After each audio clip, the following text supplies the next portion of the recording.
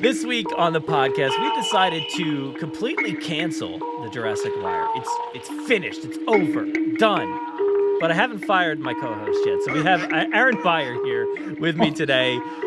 He's here. He's back. And we did last month, right? We did. What was last month? April? We did the Wire. Yeah, we've been on it. I'm worried because we said let's cancel the Wire, and I meant this month, and now you're saying that it's done. No, officially, and it's over and done. Here's the thing: I haven't really talked to you on the side about this. I'm okay if we want to rework what the Wire is in the future, but I don't want to cancel it. No, I'm joking. I'm teasing for everybody out there. I'm not canceling the Wire, but just for this month, since it's this is technically the May Wire if it was to be the Wire. So this would be our last discussion here before Jurassic World Dominion hits. So that's kind of why I decided let's cut the fat here, trim the fat here out of the segment. We already know everything that's out there. It's like and a lot of the stuff that's out there is like really spoiler heavy, and teasers really and news. Things, and not news. There's a lot of things out there that we just don't want to get into. Like, I don't even want to do digging anymore. I really don't. No, I agree. Because what I've seen, and that's it. And I've been seeing a lot of people on Twitter and whatnot just saying like, "Oh, did you see all these spoilers all around?" And I'm like, "Nah, I'm done. I'm good." But I do want to start to like complete our journey here, which we were talking about it before. And we were referencing that it's been 4 years since Fallen Kingdom, 2018, and it's been a long journey here to Jurassic World Dominion, which it was a little bit longer than we expected due to COVID, but that's all right. We're getting this movie now, and I'm excited for the movie. I cannot wait to see it. But I did want to talk about what we've kind of been through, like how is the promotion, how's the release going. I want to talk about some of these characters and places and things that may be at the forefront here for Jurassic World Dominion, and then we want to also talk about maybe what Jurassic June looks like as well. So it's kind of a mishmash of different things, different topics, but like I said, we don't want to go through all the news and random musings of different things that have been going on in the community or around the news. So we're just winging it. We're doing our own thing this week. Yes. I mean, I was kind of with you. We talked about like, well, what's in the news? And it's like, nothing's in the news because it's all just the movies in early access, I guess, is what I'll call it. Like, a bunch of people have like really seen it. And so, I mean, I don't know, like a podcast that I listened to a lot. They watched the first Dominion trailer, and they were like, they're not like Jurassic fans necessarily, like they're just fans of like nerd culture stuff. And the one guy was like, "What is this movie?" And they're like, "This is the movie that was supposed to be out like 3 years ago." It's like they've been talking about this movie for like what seems like a decade, because like we were in the cycle of like, oh, Jurassic World's going to start filming. And like, it was like, when you start filming, you're kind of in the countdown at that point, right? You're like, all right, well, they start filming, and then you get like maybe a puppets and VFX updates, and we got all this stuff that I'm saying, and then you'll get like a Giacchino like tweet or something when he raps the music. You'll start seeing like, I don't know, like trailers, and like we've seen all this stuff, but like in the time span of that, we've had a worldwide pandemic, which just like delayed everything. And so like that time period where you're used to getting kind of bang, bang, bang, like happened over the course of 4 years. Not to mention, we also got we've had two like shorts. Yeah. Yeah. Two. The word totally escaped me. I think we've had two shorts 2019, like, right? And then 2021, I think. I guess. I mean, 2019 to 2021 for shorts, man. Like that's like how long you would wait for like a Marvel sequel to a movie, and yet we got two shorts in that time. Plus, like I'm not gonna say I'm burned out. I'm just like kind of like I'm ready for it. Like let's do it. You know? Yeah. Yeah. Ready for it is definitely the thing. Like I kind of felt the burnout of the lead up in a way over the past month or so, and I've just been like, at this point, I just need to see the movie. There's nothing else I need to do. We are done here. We just need to watch the movie. Like, because how much we're already sold on it, right? You know, it's and we've been sold on it since 4 years ago or 30 years ago, however long. We just want to see the thing. I went looking for our Jurassic World Dominion, which before we didn't even know it was Dominion at that point. We talked about like it was our big speculation on like what the intro would be. And dude, that was like 2 years ago. So like God. You and I have been speculating on this movie for like 3 years. I know, right? I know. And now I will say there's been some cool things that have come out of this. And I gotta like, I thought the individual Blu-ray releases were like the closest we were ever gonna get. But dude, look at these 4K. I saw the first and fourth one at Target. Look at these 4K disc cases in the States. They're gorgeous. Yeah. So for anybody listening audio wise, like the 4K editions in the States are literally just the black backgrounds with like the respective red logo. Yep. Very clean. Film. Just like poster art, you know, and that's it. Like except for JP3, which continues to be a giant disaster as we go throughout time. But I mean, man, look at this Fallen Kingdom one, man. Just great. That poster. And what makes me so sad about this is like, we're not going to get this for Dominion because it's the end of the Jurassic era. And so now we're too good to make this be the emblem for movie 6. I've been collecting these posters for like 30 years. And now I'm going to get, I'll say screwed. I'm going to get screwed out on this 6th poster because the closest you can get is the amber just circle with the T-Rex head. That's the closest you can get poster wise. And it's like, oh, what are you doing to me? But you know, we're having some we're in the 25th anniversary of The Lost World, which got me I dug out my PS1 copy of The Lost World and I have no idea where it is because I'll show you this disaster I've got going on. But it just got me feeling nostalgic for look at this, the PS1 soundtrack for look at you. Right? For the Michael Giacchino score. And I know you'll love this one. I still carry this one with me. But the Lost World soundtrack. You gotta. With the fold out diorama stuff. It is the best. It's the best of the best. The Lost World totally gave us it was a good time, man. And I feel I'm 25 years older than I was when that movie came out, but yeah, and that's been glossed over, you know. It's really outside of the day that it was released, and thank God they actually got it right this year. I'm so glad they actually said happy anniversary on the 23rd, the actual date that the film was released instead of the 19th. But they actually they acknowledged it on the day, and then that was it. Then we just moved on from there. Right. But yeah, it was, you know, what are you gonna do? I hoped for more. Hoped we'd get the chance to see that in theaters. But yeah, I was thinking recently about this lead up and you know, what we've all been through, and it took a while to get to where, you know, we actually started getting footage and stuff like that. So and it's only been it feels like it's been forever, but it's only been what? It's only been a 2 or 3 months, right, of actual footage. Yeah. Well, and that's the the crazy thing, right? It's yeah, we've been talking about this for so long. We've had Battle at Big Rock, we've had Camp Cretaceous, we've had which by the way, I finished. I'm caught up. Oh, wow. We'll talk about that in a minute. So anyway, we've had all this new stuff in the last 4 years, but you're right. It's only been about a month and a half, maybe 2 months since we got our first Dominion trailer. And I feel that was good. I don't think I've even seen the second trailer. I've seen a bunch of vignettes, I guess, which maybe are TV spots, but I don't know how much more of this. I don't really know how much more I want to watch because I feel yeah. Even with one trailer, that one trailer, I've seen the movie. I feel it feels I feel trailer.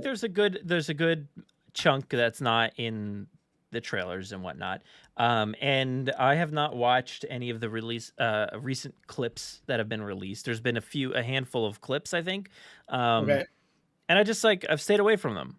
And today, as of this recording, I literally saw people tweeting that like somebody filmed the end of the movie and with their cell phone or whatever and put it online. And so like at this point I'm just like, yeah, definitely done. Like I don't want to stumble upon like the end of this movie or whatever, because that is like what I'm most looking forward to, is knowing like where's this movie end up? What happens here? Like what happens at the end of all this? And that's really what I want to see. But this whole release, like I was saying before, it's been so weird and odd.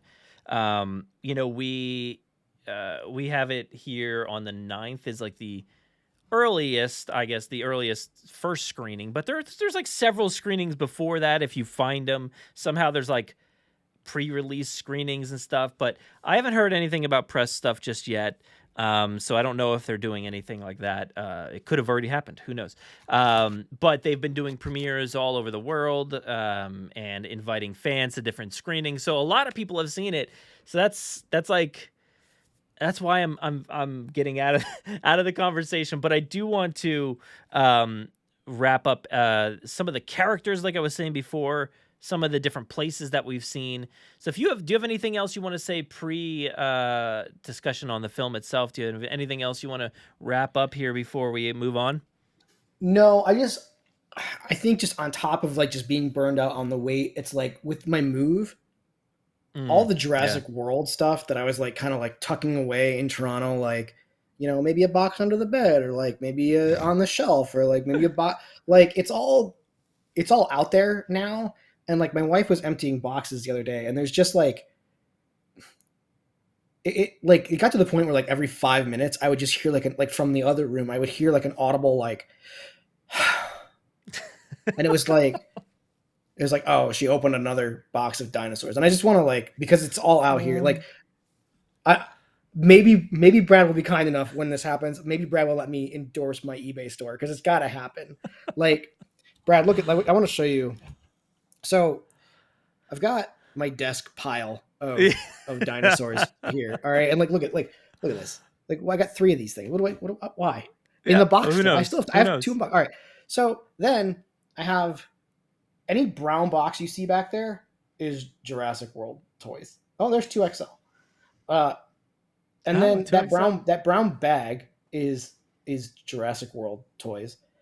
That black box is Jurassic Park, like Kenner, like duplicates, mind you. And then here's the ultimate shame.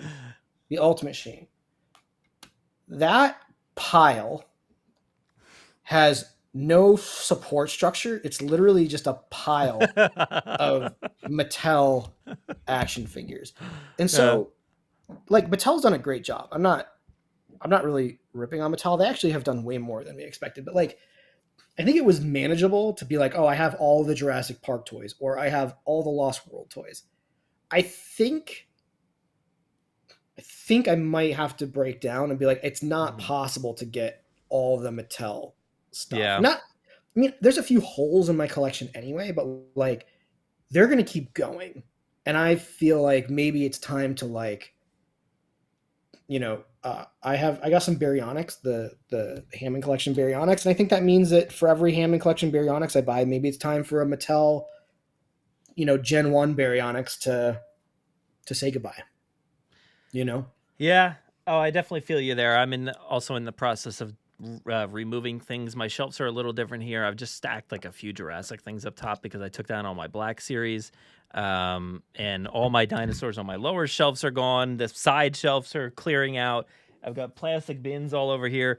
Actually, you might have all seen it over here. Let's see if this is going to be a mess. Just bear with me. But there's that Jurassic World Dominion box right there. That is just filled with Star Wars Black Series right now.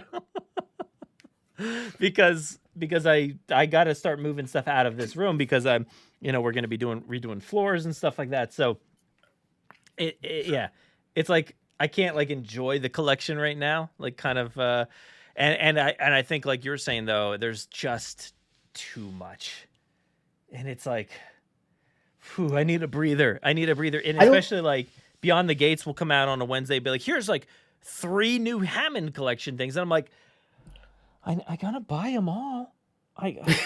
What am I like? I'm gonna get them, but I'm stressing out over it. Like, But I think like okay, but like just in this like little pile here, three I've got three Ceratosaurus, and like I know you don't like the Ceratosaurus in general. yeah. I do. I like the red and the black of it, but like I have three of the original. I ordered two of the Hammond collection. Maybe it's time to send two of the original off. And like I'm the same with Carnotaurs. Like I've got three of the first run Carnotaur, and then I ended up buying like a Toro, and then the one before Toro that was the same design. And it's like, do I need five Carnotaurs? No, not at all. The other day, I have one of those that you're discussing, the one before Toro, and I had like several of them. And the other day, my son was like, "Dad," he was watching Ted Brothers over on YouTube, and we all know Ted Brothers. Yeah. He does a ton of like amazing repaints over on his YouTube channel, and he's like, Dad, can I paint some dinosaurs? And I'm like, yeah, let me go look for something. And I was like digging through because like they're all just in piles and stuff, and I'm like, all right, I've got several of these that I don't really have an attachment to. These just generic Carnotaurs, they're nice figures, but I have some already. So I'm like, you can have this one, and we straight up painted it gold. It's like nice gold metallic paint with black stripes on it. It's awesome. So yeah, I was gonna, you won't say it, but I was gonna say like, which one did your child ruin? Oh no, it looks good. I was helping him out. I'm like, we're gonna do this right. My nephew watches Ted Brothers, and I came home one day to Aaron. Look what I did to the. It was one of the big Indominus figures, not the colossal, but like the good one. Yeah. And he painted it. And all right, cool, buddy. Looks real good. Like, of course, It's not at all the quality of like a Ted Brothers paint thing. Of course, but I couldn't even begin to touch that. As even if I tried to sway my son towards a decent paint job, I still can't hit that level of the airbrushing. You're there with your kid airbrushing, right? No, we've just got generic paintbrushes and like the worst paint, like kids paint or whatever. So but that's fun, dude. Like that's awesome. Yeah. We had something to spare, so it worked. Yeah, that's fun. I want to see this gold thing. Maybe you'll show me later. I don't know if I have a picture of it. Maybe I'll try to track one down. But yeah, so but there has been a lot of merch and different things released over the past few months or however. So obviously all the Mattel stuff. There's been a decent amount of other things like little books and stuff that not even like this Jurassic Park Tops book, which fantastic book. It's fantastic. So like a dream come true. So like there's little things like that have been popping up, which is great. But yeah, I'm feeling like just burnt out overall. Like even with just Mattel stuff, I'm like, I want it and I want to get a lot of this stuff, but I don't want all of it. And as a collector, I'm like, I gotta start changing out my shelves and put stuff in storage. And it's like, it's a lot of work. It's starting to get to the point of collecting where it's just becoming a lot of work. I don't even want to blame Mattel or the license holders or like, whatever. No.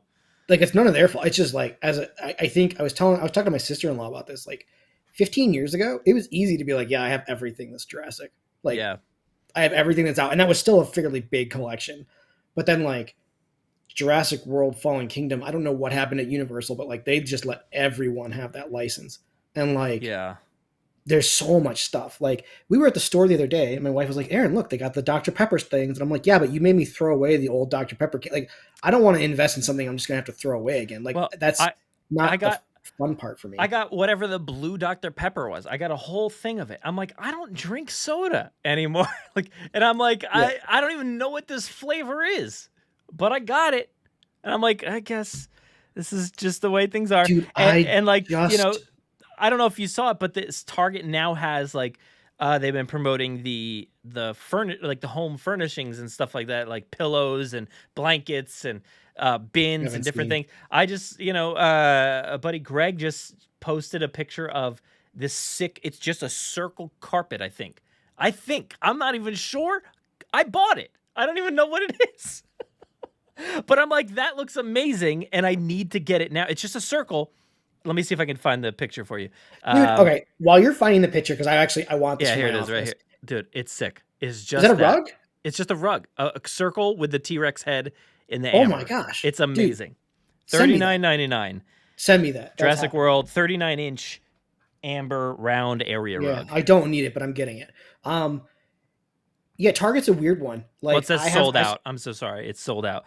But I'll try to track it down. You have Targets now, so it'll try happen. to track it down in stores. It's been such a weird thing, like especially Target. Like, I still have like a Lex and Tim set on pre-order. With them. Like, am I getting that? You know what I'm saying? Like, I don't know. That has also been weird. It's like Beyond the Gates had its issues last time around, where there would be an influx of stuff on the shelves like after, but now it's like it's all there before. So like you're like, well, what do I have this pre-order for? I'm just gonna cancel it, I guess, and just buy it in Target, because now I can pick and choose, and I don't like if I get one with like a bad set of eyes or a dinged up box or something, I can just pick the one that I want. So it's like it's been weird recently and these pre-orders not shipping. I don't know. It's a super weird time. Like, I don't know, but some people have been getting like the Grant and Dimetrodon set from like Big Bad Toy Store already. Like, I've seen people get those. I've not even seen that come in to Target or anything. I missed it from there. I have Kayla is on the way with whatever. I don't even know. I see, that's a problem. It's like I just Kayla's with a Pyroraptor. Okay, yeah. Well, that's on the way. But then I also ordered Grant from Amazon, but it's just like the picture on Amazon is just a cardboard box, and I have no idea. But yeah, it's all over the place. Everything is all over the place right now. It's wild. It like this Jurassic promotional period and whatever's going on feels like a metaphor for Jurassic World Dominion. It's like everything is out there. You don't know where these dinosaurs are going to be. They're literally everywhere. Like that's the thing, is like I'm not even like worried about like the Alan Grant set. Like, I definitely want it because it's an older Alan Grant, but like, yeah, I know it'll be somewhere. I know there'll be a dozen of them at Target one day, just like sitting on a shelf. Like, I just know this. Hopefully. I feel like they've gotten really good. Yeah, hopefully they've gotten really good. I think I feel like the last time there was something that was just impossible to get was maybe like one of the Claire action figures. The Claire with the orange coat or yellow coat or whatever. I still don't have that. I've come across it a few times only in Universal, like in Universal parks. But I'm not paying like, I forget what it was. It was like $28, $30, $35 for just Claire alone, like with the little baby Stego or whatever. But like that's like a $7.99 figure on shelves, you know? But yeah, I mean, I guess it depends on how badly you want it. Like I was actually fine enough with her Gyrosphere version, which like, again, her Gyrosphere version ended up being hard to find at some point. Like, there was really no resurgence of that one, but yeah, I mean, I'm just keeping my eyes open for whatever looks cool. That rug sounds pretty awesome. Yeah. So keep your eyes out. They usually have that like that row behind the toys or in front of the toys, however you want to look at it. There's like usually like just like home stuff and kids stuff or whatever, but like decorating the kids' room. Yet I'm like, you know what? I have this Baby Yoda carpet that I found in that section right there. I've got that. I'm gonna have this. I don't know where I'm putting this Jurassic carpet. I don't know. So that's where we're at. This movie needs to happen, and it needs to happen now. But I want to go through some of these characters with you and just kind of get our final thoughts and feelings on, you know, what these characters have been up to, what they've been through already, and you know, what could we see and stuff like that. So let's just kick it off with like, I just want to go straight to Alan Grant. All right, so this is a guy who has been through Jurassic Park, right? He's been through JP3. Mm-hmm. The last time we saw him, you know, was Jurassic Park 3, flying away on that helicopter or whatever as the pteranodons are flying by. We did hear him, not hear him, but heard of him, I think, last time, maybe season 4 or something like that. Maybe he was mentioned, I think, as Grant's, or as Darius's, like, favorite action hero or something like that. And then in previous seasons, they talked about articles or whatever. So, Dr. Alan Grant. Why is Grant an action hero in in Jurassic Park, Well, Jurassic World, Camp Cretaceous. because I think at this point in time, and this is why I kind of brought up this kind of segment to talk about, would be like to think about where these people are now and how they're looked at. So this is a Hmm. guy that's been through two separate Jurassic events over the course of a handful of years there, from '93 to 2001. At that point in 2001, everybody knows about dinosaurs, right? They're all out there. They've been out there since '97. So I feel like he comes home and probably tells a story or something like that. I wonder what the interactions are from Grant's point of view, like after JP3. Do you think he went through, press or anything like that? Do you think people ever came after him asking for more stories? I would think somebody like Darius would maybe have read a book or read a post on a forum or whatever, wherever they were posting about Dr. Grant. And, he would have heard about all these stories, I think, about Grant, basically becoming a little bit of a legend. So I wonder if that's where Grant is right now, is like he's kind of like he's got a mystique surrounding him. He's got maybe a little bit of legendary status for his interactions with dinosaurs. Do you think that is false, or do you think maybe he just went the hermit life and just kind of didn't talk about it? Oh, here's the thing. Like, I mean, in my head, I feel like Jurassic Park 3 is such a small event, like, because it felt like it was like kind of like a covert, like, army rescue at the end, or like it didn't have like, I don't feel like that event had like the coverage of like CNN, right? Because well, we didn't see it. Yeah, we didn't have like that. CNN, but like no, but like CNN was literally like, oh, there's a dinosaur in San Diego, and now we're going to track its return to this like island that we're just now hearing about for the first time. I don't feel like it's capturing that like kind of coverage the second time, especially when there weren't any dinosaurs like interacting with the general public. Yeah, Uh, well, you do have to consider the Pteranodon events after JP3. I mean, And then, sure, and then I don't forget about the Kirby's too. I feel like if Grant said no words, if Grant literally went to no press, said nothing about JP3's events, I think the Kirby's would hype him up as like be his hype man, like, because the Kirby's I feel like would come home and be like, our people did nothing, like nobody would help us, so we did it ourselves. So we got this guy, Dr. Alan Grant, to help us. He kicked a raptor in the head or did something probably. He kicked a Pteranodon in the head in that yeah, one. kicked the Pteranodon. That was the Pteranodon one. He used this whistle thing. It was like this crazy whistle he pulled out of his pocket, and like, dude, the dude's a legend. Like, so I feel like these stories would be out there, like how many books has Paul Kirby sold at this point in time? That guy has sold tons of books, right? Talking about how like he did this whole mission out to this island and salvaged his family and brought back his marriage and all this stuff. So I feel like there's got to be a mystique around Alan.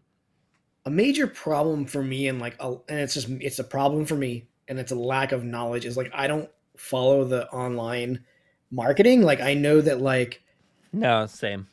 I know there was just like a whole new push from the Chaos Theorem people. Like their blitz for Dominion like just happened, which was like what, like the AR like spot a dinosaur deal, and then like they released more files or something to explain away all the plot holes that make no sense. That if I read would probably just make me angrier than I've been. So like it's become too much for me, and also it's been very diluted by everybody seeing what was created and making their own versions, and therefore I don't know what's what anymore.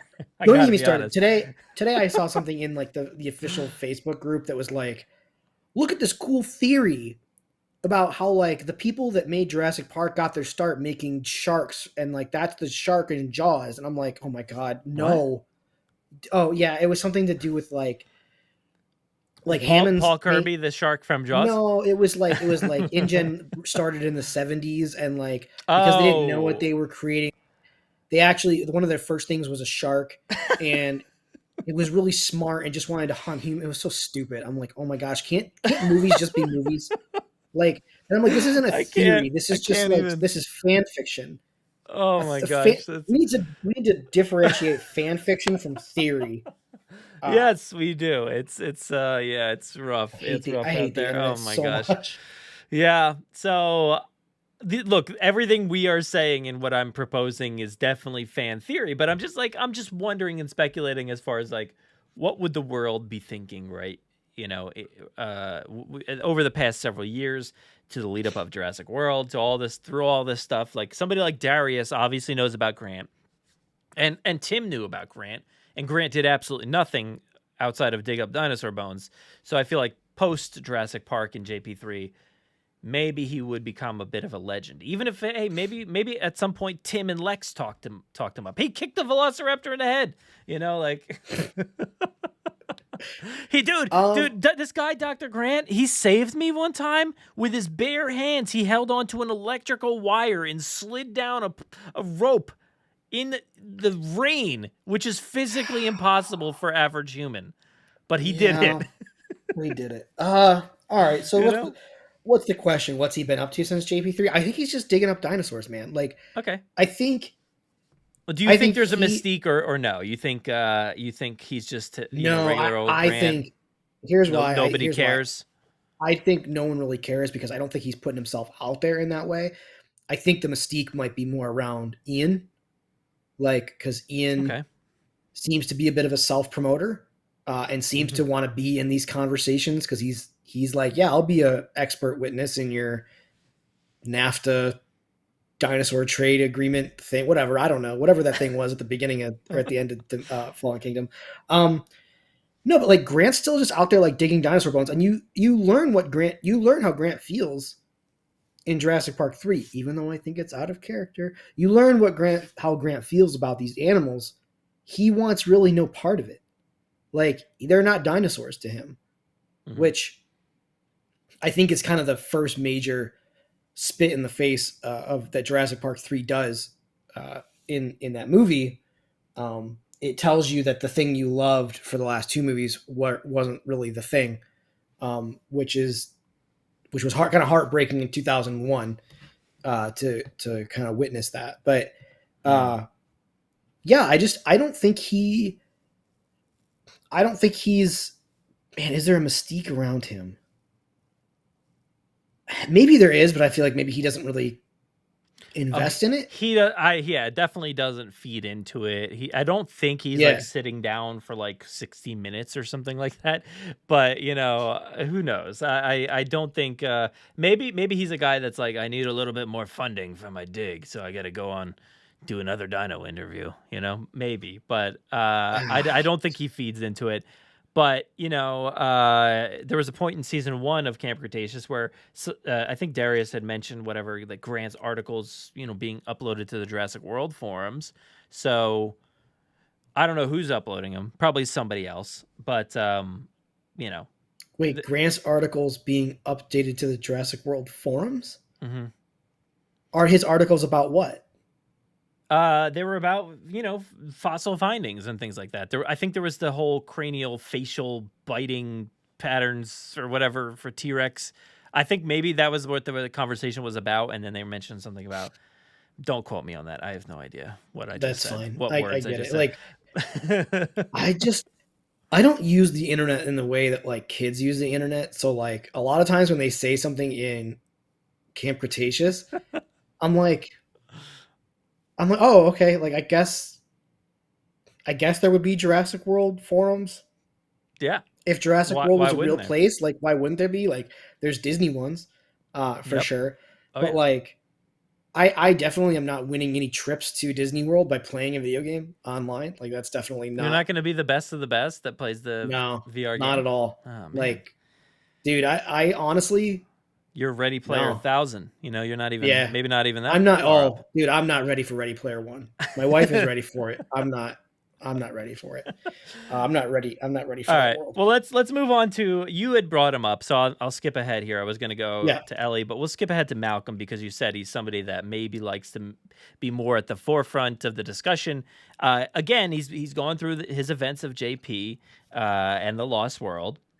Mm-hmm. And, I would kind of say the same thing, that there could be this mystique around him now that like, and especially after the Lost World, like all of his ramblings and musings that like people kind of thought was like wild-eyed scientists. You know, obviously the guy on the train in the beginning was making fun of him for his rants and stuff like that.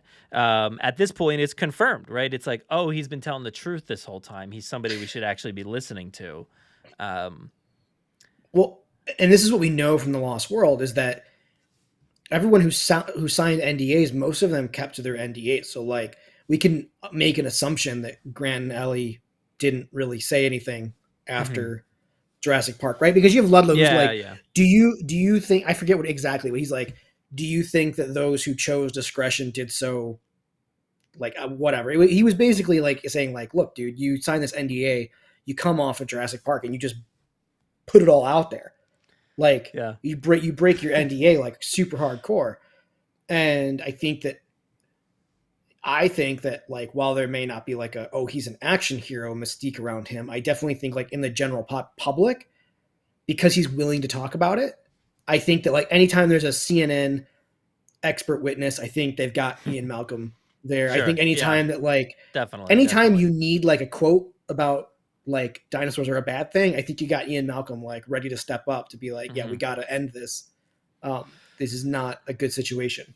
Yeah. So we last saw him in Fallen Kingdom. He didn't really do too much. He was just basically like you were saying.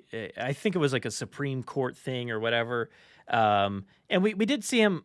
So I think he was part of that panel like 2 times. I think technically. Was there 2 panels, or was this like we were watching some of the panel at the beginning and some of the panel? Well, I'm still not very clear. It's been a little bit since I've watched the movie, which I'm going to be watching it this week again. But I think the first part of the movie was, excuse me there, I don't know what I was saying, but the first part of the movie was like him saying, no, I don't think we should save these dinosaurs. But then the last part is like, welcome to Jurassic World. All the dinosaurs are out. So it felt like 2 very different messages, you know? He's probably wearing the exact same clothes. Everybody's probably looking exactly the same because they filmed at the same time. But I don't know. I'd have to go back and really digest it. But I think they could technically be 2 panels, but look exactly like the same panel. But either way, he ends with welcome to Jurassic World. So I feel like he knows like dinosaurs are out there. And we haven't heard from him since then. I don't think he's been mentioned in Camp Cretaceous at all. I don't know for a fact, but I don't believe he has. So this is like a character for me that I'm like, okay, how is he mixed into all this? I don't know, but you're saying, you know, you think he'd be a guy that'd be into the discussion, into all that. So where do you think, like, where's he been and what's he been up to and where's he going?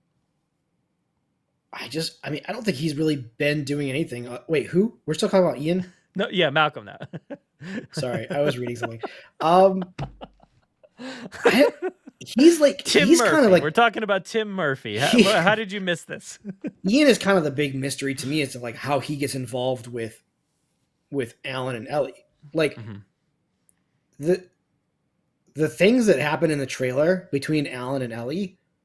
It's like I've been speculating about this like the whole time. It's like there's some mystery that they're going to go off and solve, but like I can never really figure out how Ian falls into it because Ian's a mathematician. Like I don't know anything about mathematicians, but like I don't really get why I'm like sometimes I have a hard time even understanding why he's even in the original film, like or the original story. Like is it just to like be it's like his character is just written to be the like devil's advocate of this being awesome, which you have to have that. But like, what does he do in the movie Jurassic Park? I guess it's just more explained in the books. He's like talking to them about like the mathematical probabilities of the park going wrong, but like he doesn't really ever do that in the movie.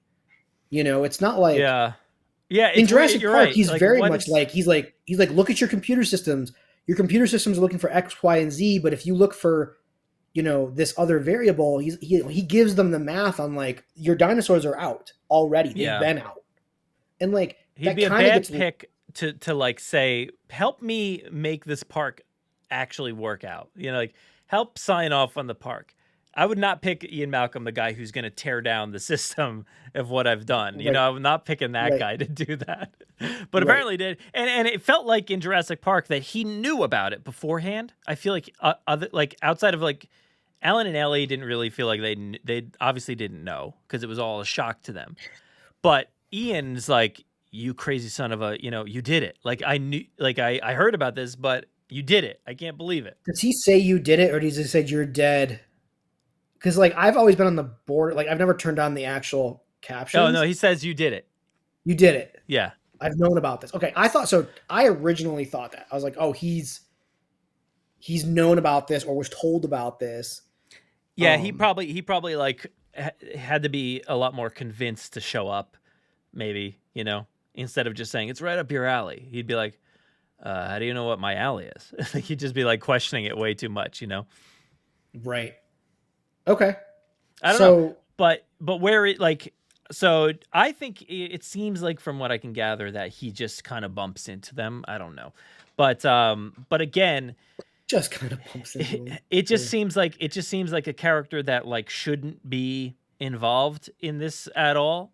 So what I'm looking for from this character is an answer. I want to see why he's involved, if it makes sense, and is it more than just nostalgia? I want to see like, are we bringing him back for us to geek out over the fact that the three characters are back together, or are we bringing him back for a valid reason?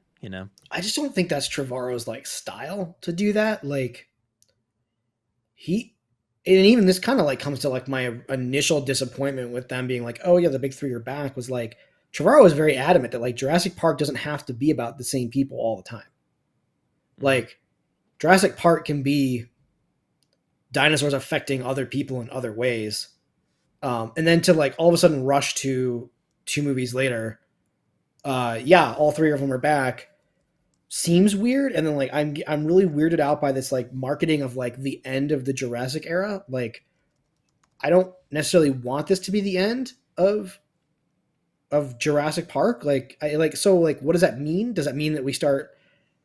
I made a really bad joke, but like honestly, I don't see this as being like a unreasonable thing to happen. But like I see Universal struggling to reboot Universal Monsters over and over again. Mm-hmm. And I feel like Jurassic Park is like the most solid way of being like, hey, let's tell Universal Monsters, but let's tell it with Jurassic Park being the backbone of Universal Monsters. So like, let's do Jekyll and Hyde again, but like, let's make it so that he was like experimenting with like human DNA and aggression genes from the Indominus, and like that creates like Hyde. Like, I'm not saying it would be good; it would be really stupid. But like, and like Wolfman, right? Like, oh, now we got a scientist who is taking. I like Henry this idea. Wu's. No, this is a terrible idea. Stop it. No, I know this awful. is like the internet asking for like a Morbius 2. I get it. It's not a great idea, but like, but I kind of like. I get where you're going. Corporate. I get where you're going with it. They've tried so many times, and they couldn't launch it with. Dude, if you can't get Tom Cruise to launch, I mean, the movie was not good. I enjoyed it. I thought it was fine. Like it wasn't what I totally wanted, but I enjoyed it. There was a lot of stuff I did not. And like I would have been totally down for that monster verse. I actually just saw. I think the picture was just floating around because it was like it's been like 5 years or something since that's been announced. Or something like that, 5 years, I guess. I don't know. But yeah, I kind of like that idea of just like, it's like a bouncing off point through Jurassic, but it doesn't necessarily have to do anything with dinosaurs anymore. Because I hate it so much. You can create the human side of things. This is what worried me with like Maisie. Was like Maisie is this key to do whatever you want and get away with it. It's no longer about dinosaurs. We'll get there. All right. But Malcolm, any last words on Malcolm? I feel like I said, I just need confirmation on what, why, how, if it makes sense. All right. So, God. Can we jump to Ellie? Because you said you were going to do Ellie, and like that's where I was going to go next. Yeah. as of right now, from like my scenes of the 1 or 2 trailers, I guess I feel like Ellie so far is like the most justifiable one to be in this movie. Like Hmm.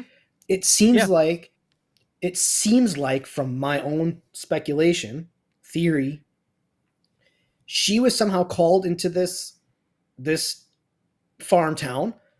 What are these things killing our crops? And she becomes part of this like locust attack or whatever these things are. I mean, we've seen these things and they're not locusts, They're they're freaking massive. huge. Yeah. Yeah. They're massive. And it's like I feel like the reason the big three are in this movie is through her. She kicks off the adventure with that batch of people. And like of all the people I guess I was kind of worried about of like I think there might even be a podcast where I say this. I'm like, I don't understand why Ellie keeps being dragged into this. It seems like they kind of saw that as like the problem with her because she is a botanist. And they were like, well, maybe we don't approach it from the problem being with dinosaurs. Maybe the problem is with plants.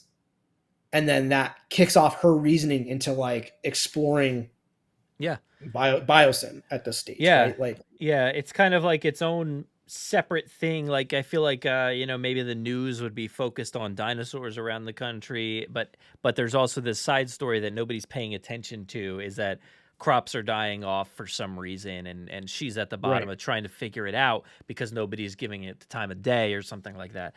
So I could definitely see that being a thing, and she stumbles across this incident or whatever, and then, hey, Grant, come along, let's figure this out together. Like, hey, I found this company called Biosyn, and dude, they were part of like, let's go. Do you come in? Like, I Yeah. love it so much. Like, I Yeah. like that. It doesn't seem like they went to Grant as like, Grant, there's another dinosaur problem. You want to come hang out? It's like, no, she's going back to her buddy. It's her mystery to solve, and she feels like Grant could like lend a hand. Yeah. So she went through the events of JP, got out of there pretty unscathed. She got a broken ankle or probably something like that, right? Yep. JP3, she's just chilling at home, but she saves the day, right? She calls in the forces. And that was the last time we saw her was on the phone, I think during the JP, or not JP, the Spino attack sequence, right? So that was probably the last thing. And then I think we did hear of her in season 1 of Camp Cretaceous. Again, it was like a article or something was posted from Ellie Sattler. Yeah. But I think that's been it. I don't think there's been anything else. So again, she kind of, I feel like maybe she would be dragged into the mess a little less than some of the others. But I think, I think it's right because like what you were saying before is like initially we were like, well, what is she doing here? Like, what is the reasoning? If there's dinosaurs, like she was a paleobotanist. But I love that the way in is through that story that makes sense for her. So when analyzing this movie, I think over the past few years, I kind of really skipped over that, and I never really considered that being the way in. So to finally see some light at the end of the tunnel and see like maybe that is her way in and that makes sense. I'm really looking forward to that story and her story paying off in a legitimate way to her character. Yeah, I mean, I don't think I really have much to add, but like, yeah, I'm excited that for a character who I was like worried 2 years ago of like this character has no reason to be in this film. Mm-hmm. Seems like there's a legitimate reason for this character to be there, and it seems like a large portion of this movie is going to focus on this bug issue. Like we've seen toys with bugs like as like kind of like instead of the rubber compies like we've had in the past, now there's like little rubber bugs. So like obviously these are things that drive the story enough to be like, hey, Mattel, like make a toy, Yeah. All right, so let's move over to Dr. Henry Wu. Okay. Again, a guy from JP, very, very minimal screen time, and literally no character description whatsoever. You know nothing about this character. He says a few smart things, and that's it. Like, there's not even like a description about the guy. Like, this is our our main chief scientist guy who helps bring this whole thing together to make it all. Is none of that. It's just like Henry, good day. That's it. Yeah. Yeah. Jurassic World comes along, changes that a bit. He gets a little bit more screen time. Still, like, Wu is like a guy that doesn't get a ton of screen time. I think the most he's ever gotten is Camp Cretaceous, which is kind of surprising. So Camp Cretaceous comes along. He's in a bit of that, and it kind of blends in with, the beginnings of Fallen Kingdom, which is really cool. And the last we heard of this character, right, was in Fallen Kingdom. He got knocked out in that lab right before it exploded, but he was dragged off by a henchman, or whatever, whoever, So that was the last time. Yeah, technically that was the last canonical entry. Yeah, that would be the last one. Because the Camp Cretaceous stuff took place before the knockout in Fallen Kingdom. So we haven't heard of him. We know he's not a doctor anymore, so he's just Mr., I guess, Henry Wu. This is a character that I am just maybe more excited about than most. I really want to know what is his deal? What's he been up to? And this is a character, like, since Jurassic World, I've just been like, what is this thread? What is this through line of this character? Where does it connect? Who does it connect to? Why is he the way he is? I'm still waiting for a lot of those pieces. They've kind of dropped things here and there throughout Camp Cretaceous.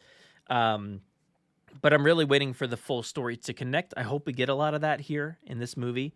And I hope he gets that redemption that a lot of people have been expecting. And I'm, honestly, from a promotional standpoint, I'm really bummed that there's been basically no focus on Dr. Wu. It's always like, well, the big three are back from Jurassic Park. And also that guy over there was also in the movie too. So who cares? But these big three are back. So I feel bad. I feel like really bad. Like, and especially if this is the culmination, the conclusion, his story should be over along with everybody if this is the conclusion. So I feel bad that he's like not on any circuits promoting the movie.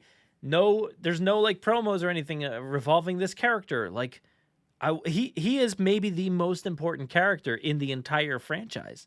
And we don't know really what's going on, There's an aspect to Wu in the novel that gets brushed over quite a bit.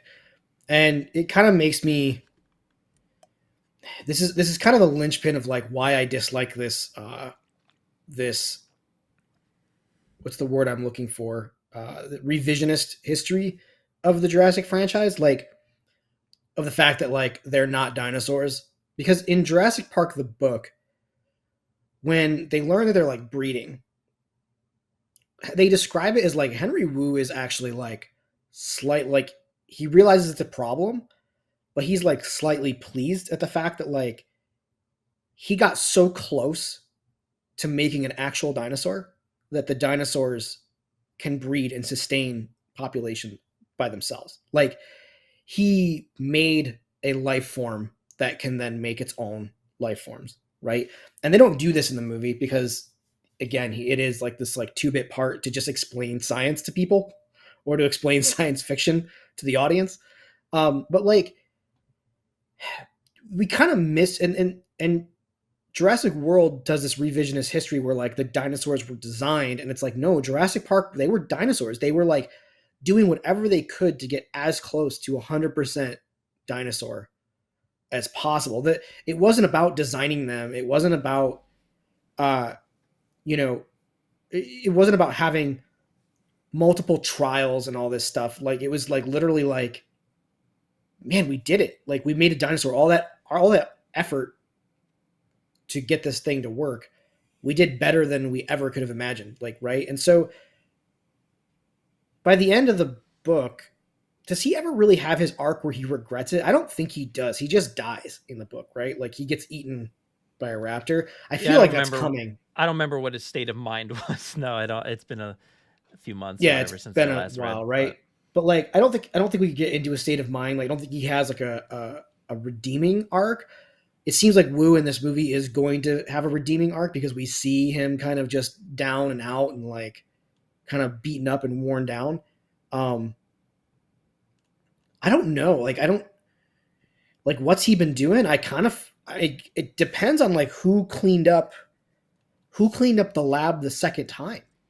Like at the end of Fallen Kingdom, like who came into that auction house and like grabbed all the briefcases and stuff, right? With the dinosaur serums in it. Yeah. You know, like I saw a theory that like, we'll see maybe a cut to that scene again, and the people cleaning up are Biosyn. Like, hey, there's Havoc. Go grab everything you can, and steal it. I don't know. I feel like that's probably not going to happen. But it's a theory that I think fits with where we're at. So yeah, I don't know. What do you think we're going to see out of Wu this time around? Well, like I said, I really hope he's just a character that we learn more about, because that's really all I want. I just want to know the story, and I don't feel like we've gotten the story. So that's what I'm hoping for. I'm hoping we get some sort of resolution on, this character that maybe was just a normal character back in the first film, didn't have any motives or anything. It was just somebody who was working at the park and did the job. So I need to see how that character went from, that to what we see in Jurassic World. I want to kind of get that answer and see why things are the way they are. Why is he willing to sell basically his soul and his work, his everything for these, like creating these monsters and giving them to monsters and selling them, and so I want to know what he's been up to. So that's really what I want from the character, what he's been up to and stuff. I mean, I don't know. I just hope that, and it seems like he's going to be kind of locked away at Biosyn or something like that. That's the vibe I'm getting from the trailers and stuff. So that's what I'm expecting. And he does look like a very sad individual in the trailer, in the one shot that we see. So who knows? But hopefully he gets his redemption there. But what do you say we move on to a few new characters, and we'll include these three together. Actually, no. Let's stay kind of. No, break them out. No. Listen. I got a character that is still part of Jurassic Park, but also part of the new movie. So Dodgson, I kind of skipped over Dodgson there. Dodgson, we haven't seen this character since Jurassic Park, and could potentially be a very, very different iteration. We do know that for sure. I mean, we've heard the actors say that, he's like the CEO or whatever. So, but I don't know what any of this means. I don't know how much the actor Campbell Scott has said that it's still the same character that you've seen from Jurassic Park. He's still that same person, or what I think he said, something along those lines. He's still that same person from Jurassic Park and from the novels as well. So if he's still that same person from the novels, he's going to be a very despicable character, right? I don't know if he's going to be like a murderous character or anything like that. No, he's slimy. He's going to be slimy, right? And that's awesome that he's saying like it's from. I'm drawing from the novels, right? Because I think, especially the older fans, like the older fans want to see more draw from the novels. Like the more you can extrapolate from there, not reinvent character. Like, look, man, like Alan Grant has a beard, right? I'm over the moon. How did it happen? We need to know. This is a detail from the novels that I mean, he didn't have to have a beard, but like, all right, like, cool, we're doing it, but yeah, like I'm happy that this actor is familiar enough with the novels to be like, yeah, I'm drawing some inspiration from there too, because maybe there wasn't enough to draw from the first movie. Yeah. Right.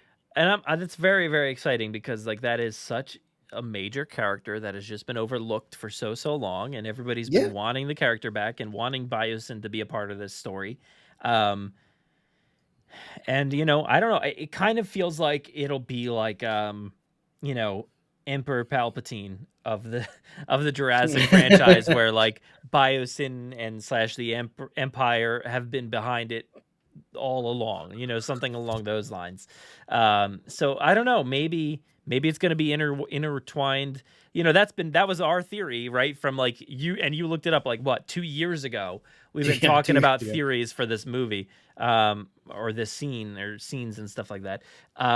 And yeah, I hope it is something that's intertwined with the history of the franchise, because I want it to make a little bit of sense. I want to see that history of Dodgson, as Dodgson has gone on from that moment in Jurassic Park till now. I want to know what has happened, whether we actually see it or it's just like a TV flashback or something. Like, I don't know, but like I don't know. I want to see what this character's been doing.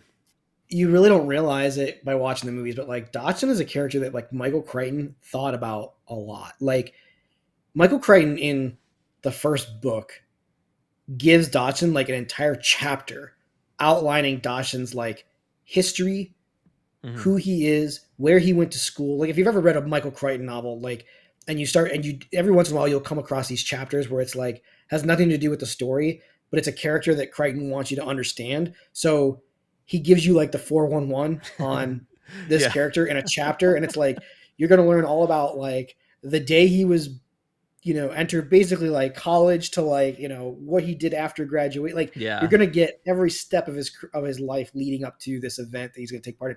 And Dodgson is that character in Jurassic Park.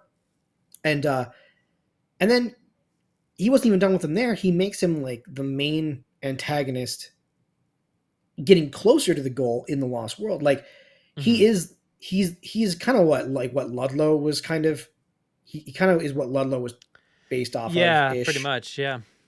Right. But Ludlow was never like as slimy. Ludlow was just like, he wasn't necessarily villainous. Ludlow, he was just kind of like looking in for his own, like, money and stuff like that. He just wanted to create a new park and stuff. But like, Dodgson is real slimy. Like he is there for like illegitimate reasons, and like didn't he like kicked Sarah off the boat or something like that? Right? He pushed her off. Oh yeah. No, Dodgson's for sure a survivor. Like he does throw her off the boat, I think, but like I know that like during spoiler for the novel, which you all should have listened to, Jurassic Book Club. If not. Isn't it like he's under the car with Sarah, like when the T-Rex shows up? Yeah. And he's like, isn't he like pushing Sarah? Like, I believe that was exactly. Yeah, I think that was exactly it. Yeah. Like there's not enough room, and I'm gonna win out over this woman. Like her life is not at all as important as mine. Like, he's a terrible, he's terrible that character. Yeah. And if that, man, I want that. I want him under a car with Bryce. And I want him to get. How does he? So he pushes Sarah out. The T-Rex gets him somehow instead. Takes the Rex back to the Rex. Takes him back to the nest and feeds him to the babies. Right, like that's his ending. I forget if he got. No, he got killed by the compies, I think, right? No, I didn't think so. I thought the T-Rex feeds him to the babies. I don't know. I forget. Doesn't matter. Doesn't matter. We don't need to spend time. Yeah, it's been a few months and so much has happened and I completely forget. But all right, so Dodgson, like I just kind of want to know this character, and hopefully there's an intertwining history. That's really all I'm looking for. But let's bring it back to Jurassic World and those characters, and this trio of Owen, Claire, and Maisie. That's really I don't really care to look too much at the new characters. We don't know where they've been, who they are, what they're doing outside of like what they've said in the press, and I don't really care to expand on it too much. But these three characters that we know, last we saw them, and they've been through obviously Jurassic World and Fallen Kingdom. They haven't been a part of anything else, nothing else. Well, I mean, the evolution of Claire, we do have the evolution of Claire, so obviously Claire was in that. And I still can't believe they were never a part of Camp Cretaceous. Still wild to me. Maisie's getting some novels, which we'll learn more about what they were up to, I guess, after the movie release. So that'll be interesting to see. That'll be interesting. But unless Owen is that kid from the dig site in Jurassic Park, we have no prior history. But so we last saw them in Fallen Kingdom just driving away, right? Like that was the last thing that we saw of them. We got Battle at Big Rock, no mention there, and the prologue stuff, nothing there. So that was it. They were just driving away, and obviously it looks like they've been, I guess, at his cabin that he was building or whatever. I'm assuming it's the same place. And it seems like they're a family unit at this point. Right. So yeah, I mean, there's not really, I don't think, a lot to expand upon here. Maybe outside of what you want to see from them in this movie. And Maisie might be the most interesting one to discuss because Claire and Owen, I'm not really sure. Like, they're just there doing their thing. What do you want to see from any of these three? I want to see why Maisie was. I have no problem with Maisie as as the kid, like in the franchise. Like I got no problem with that. Like my problems with Maisie are, like I said, when you introduce that character, it scared me into like, we're going to get those human dino hybrid things from the original JP4 art, right? Like she is the way to launch Universal Monsters as, hey, it's still InGen tech. That's why I like this idea. I'm down for this idea. Wolves and I'm very excited for the person who decides to like. This is all like a Captain America story that just goes wrong, right? All of these situations, it's like somebody injects himself with like some sort of serum, and then they turn into a wolf man. That sounds great. Who owns the Fly? Was the Fly Fox? I don't know. I have no idea. Like, is it possible to get the Fly starring a remake of the Fly starring? Could the Fly be like an Ian Malcolm clone? Like, can we retrofit the Fly to be? Let's do it. Oh, golly, no. What is happening? No, I do. Like when they bring in Maisie, and I don't think there's in a 2.5 hour movie. I don't think there's enough time to explore the ramifications of dinosaurs on our mainland and what Maisie means to the overall world that we're in. Like, why introduce that as an element if that's not going to get some major payoff later? And I don't think the later is Dominion. I think the later is later. Like after Dominion, I then feel like Maisie is the kickoff for the next wave of whatever's to come. And unfortunately, I don't think it's dinosaur related. I mean, although if we're in a world with dinosaurs, like there has to be dinosaurs. Like you have to be walking down the street and see a dinosaur, right? Like if that's the world we're heading towards. Yeah. So yeah, I don't know, man. I'm really worried. I do love the idea of Maisie being the kickoff. I said it at some point in time, I don't know which segment or where or whatever, but I said I kind of wanted to see like the future of this, expand to a long timeline of films where, you zip ahead really, really far into the future and you see like what is the world really, really far in the future. I feel like you could kind of do that with Maisie. It's like, hey, Maisie's now 45 years old or something like that. Okay, so we recast Maisie, but she is the catalyst for getting out of the current timeline. Yeah, and it could be like Maisie at 45 years old or whatever, and you cast a new person, because that way you don't have to go back to Alan, Ellie, and Ian. Like they're dead, they're gone. Naturally, maybe, who knows? Depends on what happens in this movie. And Owen and Claire, they could just be at the retirement home. Who knows? But like that could be a nice way to set up the future. But yeah, do you think at any point in time in this movie it comes to light that she's a clone? More so than just like one or two characters? Do you think it gets further than that? That cloning humans is a possibility. But that's what I'm saying. Like, why? Okay, if the answer to that is no, it doesn't come to light. Then why even introduce that in movie 2 anyway? So like, this has to come of light. And it's got to launch whatever's next. And that's what like worries me about like Frank Marshall being like, yeah, the Jurassic era, it's like over. Like, does he not really understand what Jurassic Park is? I think a minority of the people actually give two craps about the science and the science fiction that's happening in these franchises. I think a majority of the people are like, cool, dinosaurs in our time. I think you're right. I think like a lot of people who came from the novels and the original movies might be more so into the science and stuff like that. But the general audience, like you're saying, it's probably just like, give me more dinosaurs, more attacks, things like that. That's what I want to see. But I really hope that any kind of reaction to Maisie, because like we've seen this before in movies where like, you know, I didn't really care for that storyline in the story that you were telling. So we're just going to forget about it in the next installment and just kind of like hope nobody cares.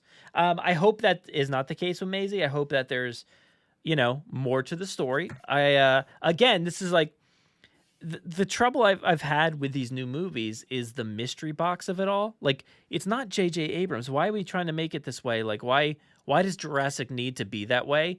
With mysteries around every, you know, turn. It kind of bugs me because like that's not how they were. Outside of saying, well, what else was on InGen's list? Nothing else was ever a mystery, really. I don't think. Not off the top of my head. So to me, it's like we've got mystery as far as like who was Wu connected to, what has Biosyn been doing, you know, what are they going to do with these dinosaurs, and also human cloning. What does that matter? And what is Maisie's backstory? When did Maisie die? When did all this stuff happen? Like, there's just so many questions that like you're saying, in 2.5 hours, you can't possibly answer all of these questions. And I don't want to read about it on a website. I really don't. I just want it to be in the movie. So I want to know her backstory and what it means for the future. I think I read somewhere that some of the new marketing content explains like what was going on Site B after the Lost World. And like, I don't need that. Like, that's not like, I guess I really don't need that. I think I heard, and I only heard, I have not read and looked for this myself, but I think that there was like a retcon or a re-explanation of like, no, Isla Sorna wasn't fully devoid of dinosaurs after. Like, that was always the impression I got from the previous wave of content. And so like there's been kind of like a recall to that because that made some people upset. The reason we've struggled with all that before is because it adds so many questions to things that we already have questions to, you know. And maybe I shouldn't be talking about something I don't know anything about, and I'm reading through secondhand through, again, these are the same people that want to say that the Jaws shark is an InGen creation. Like, you know, these are the people that I'm getting this information from. So like, what do I really know? So maybe I shouldn't talk about something that I have. Yeah, let's skip past no what desire. We don't know anything about. Yeah, let's get past that. But thank you for honing me in. And I don't care. I don't care. Like I've said, we've not watched different teasers or clips and haven't read anything else. So I just want to focus on like what I know and what I want to know, and that's like I'm saying like. And I don't want something just written down on a website or a tweet or an article. I want it within the movie. If you told me this, if you told me the story, if you started laying out the plans of Maisie Lockwood and this character dying and you know, Lockwood wanting to bring back his daughter, I want to see that story. I want to see that in the film. Or and I want to also see like what are the ramifications of that. So I that's what I want from that character. Owen and Claire, I've said it time and time again, just kill off Owen. That's my hopes and dreams for this movie. Crazy. I just spilled water all over my keyboard. Oh no. And it's charging too. Let me unplug that. So let me wipe it on my shirt a little bit. Oh, lost the whole thing. I can't see anything anymore. Wait, can you not see me? No, I'm good. Okay. My desk is soaked, but we'll continue on. Okay. But yeah, that's, and my computer's wet. But that's what I want from Owen. Claire, I don't know. I feel like, again, I kind of just want to see like Claire's story make sense across, and I want to see her have a good story here because like we've talked about how the disconnect of that character is a little interesting across the two films and what we got in the evolution of Claire and stuff like that. So I want to see that character, come to terms and hopefully do something great in this movie. And it's a character that really has been the focal point and like the center point of all these stories. So I want to make sure that it still stays her story, That's really what I'm hoping for. I hope she doesn't get a backseat, I think I hate to say it. I think she is. It seems like a backseat to me, but I hope think not. because they're all getting a backseat. They're all getting a backseat to the big three. No. So here's what we're kind of leaving out: the Camp Cretaceous of it all.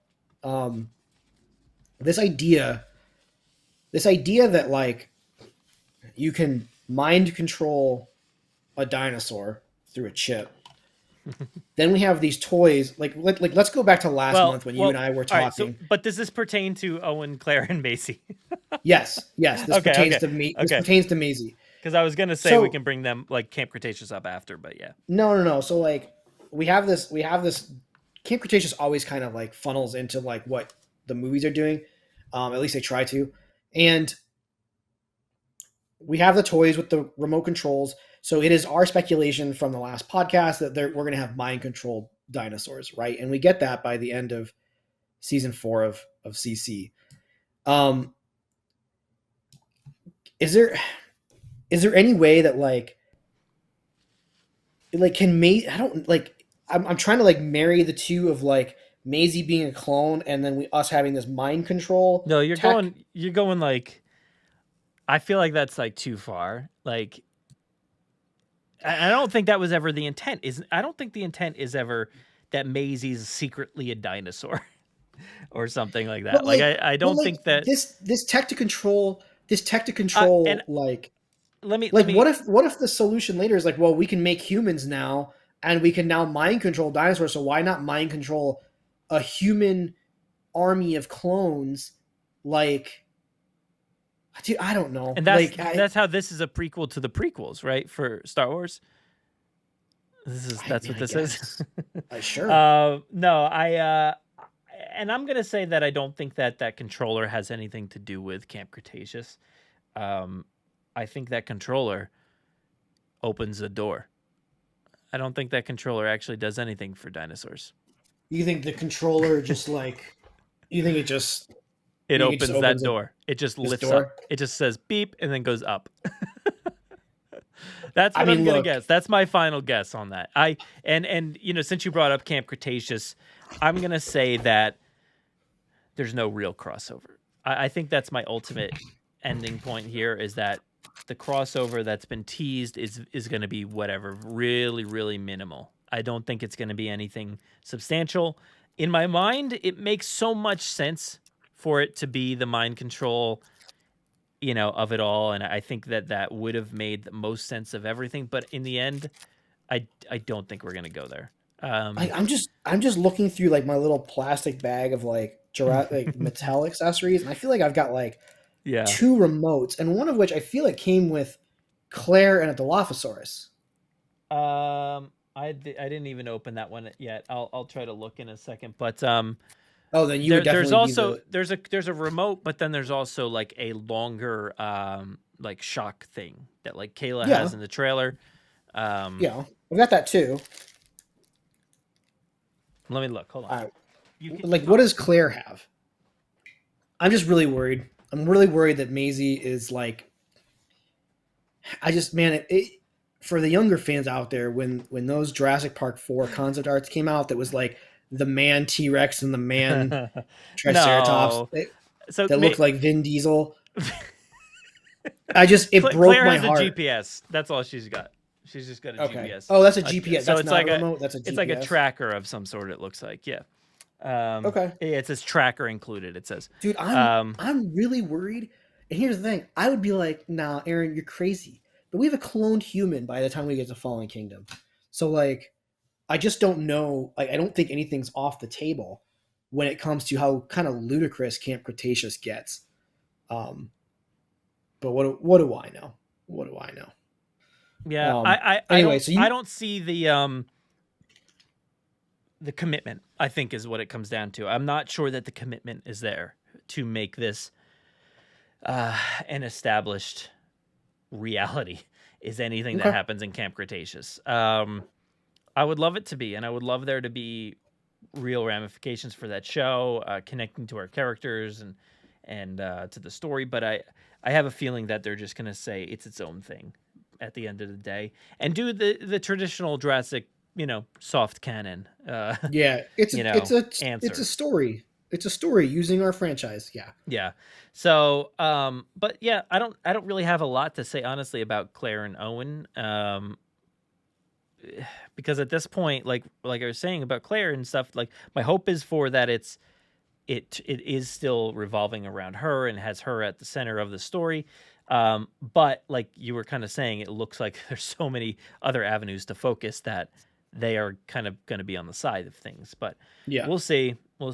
But a quick rundown here of a few different things. I have a few different locations. Isla Nublar. Anything else? Do we get anything else? Are we done? What do you think? I think for the sake of this trilogy, I think we're done. Okay. I think if it comes back, it comes back in the future as something. But I think Trevorrow needing to be like, look, we got to be done with the island. I think for the sake of the Jurassic era, I think we're done with it. Okay, but do you think? Because I think I agree that it's done. Like we're not getting anything story wise, but I do think there's a chance. Obviously, there was like that picture of like what seemed to be a flashback. So it does seem like there could be either Nublar or Sorna, in the mix here, in some form or fashion, whether it got cut or is in the movie, who knows? But it does seem like there could be a Nublar in this movie. But I do think, like you're saying, the overall story of Nublar is done. But I you know what I would like at the end of this movie, if it's the closing chapter, everything's done. I do want to see like an overview. I kind of I want like a flyover or something at the end, to kind of just like show us everything that once was, show us Sorna, show us Nublar, stuff like that. But do you think like a small like similar to what we got at the end of Lost World, where it's more just like a narration talking about where we started and now where we're at, and like, yeah, I'd be totally down with that. I mean, because I'm always down for just like another kind of beautiful image. I like that's my favorite part about the end of that Lost World. It's like that movie's very chaotic and dark, and then you do get this like beautiful image of like dinosaurs in harmony. So yeah, like to talk about where we came from and where we're at now, and do that in a way of like this montage, like I'd be totally down with that. I'm always a big nerd for like, I can't wait for that what we think is a lab flashback. Because I think there was enough tidbits in that one image to me as like the super nerd trying to figure out how Nublar and Sorna operate together. Like, I can't wait to get multiple images to dissect apart and like be like, because I've got my whole thing of like, there's only so many species on Jurassic Park. Just because it's on Nublar, if it's on Nublar, it means it has to be on Sorna. If it's on Sorna, it doesn't necessarily mean it has to be on Nublar yet, kind of deal. Like, I'm a huge like nerd for that. And then to see that, like, how do these things communicate, like with like shipping containers? Like, if it's born on Nublar, do they ship it to Sorna to like become mature? Like, so like any kind of like piece of paper that I can read in the background or something, like freeze frame and like dissect. Like, I can't wait for that. Yeah. I hope we get plenty of opportunities to. I don't even need them to explain anything. Let me do the dissecting. Just give me beautiful 4K clear backgrounds that I can look at some dumb log and speculate. I'm excited for that. So Sorna, kind of the same thing, right? You just kind of hope that it'll show up in some form or capacity. I mean. And yeah, I think that would be golden for you, man, is to just get some sort of connective tissue as far as like transferring dinosaurs. And I would like to see what the deal is today as of like 2022 in this movie. But yeah, I don't know. I hope they get mentions. Which one? Let me ask you this though. Which one? Which one has the better odds? I guess. Sorna. Okay. I think Sorna does. Do you want me to speculate why, or are we done with speculation? Go ahead. I think it would be stupid in 1997 for there to be an untouched island that nobody knew about. And then all of a sudden the world knows about it. And I think it would be very stupid for Dodgson to not go to Sorna for some reason. So whether that's he's kickstarting his project by taking dinosaurs off Sorna, or just, I don't know. I feel like Sorna, I don't think we go back there, but I think Sorna is part of Dodgson's history. I think. Yeah. You know, like between the books and stuff, there was so much discussion about trying to find these islands and trying to figure out what was happening on them, and the spy thriller aspect of it all, and getting to the island and traversing it. And it was all very centered on Dodgson trying to figure out all this stuff with his henchmen and stuff like that. So that would make sense to me. Is like, you know, the downfall of Jurassic Park, him going out there and doing his thing. So that does work for me. And hopefully we see that. Hopefully, you know, we get some sort of iteration of him, a younger version or something like that. That would be pretty cool. This movie you and I want, man, it's 4 hours. I know. That's the problem. Grant, I think Sam Neill said it was 6 hours, right? So that's what we got going for us. Do you think we return to Lockwood Manor at all? No. Like, is there any nothing? Okay. No, I don't think so. Do you? I mean, do you see any reason why we go back there? No, the only thing I could really see is like a news story or something like that, or you know, I see it in this. I see it in this theoretical conclusion that you and I have concocted in our brains. That would be amazing. Like as part of the montage, I see us I see us like panning over the rubble of a Lockwood Manor, but like I don't see that being a story element per se. What do you think happened? No, this is a side tangent, but like, what do you think happened to San Diego after 1997? Do you think they just demolished that whole thing, that whole waterfront park, whatever? Ooh. Because there's no way it's still there, 2022. Like, what does InGen? Like, what does InGen do with that property? I think that So I think to answer this, we kind of need to dissect Jurassic World, right? Like, is InGen in trouble during Jurassic World? Is this why we get the Army contracts? I have no idea. I don't know if they're in trouble. I think that they've got, you know, different facets of things, and I don't think they're in trouble. Well, by the time you get to Fallen Kingdom, InGen's out of the picture anyway. Yeah.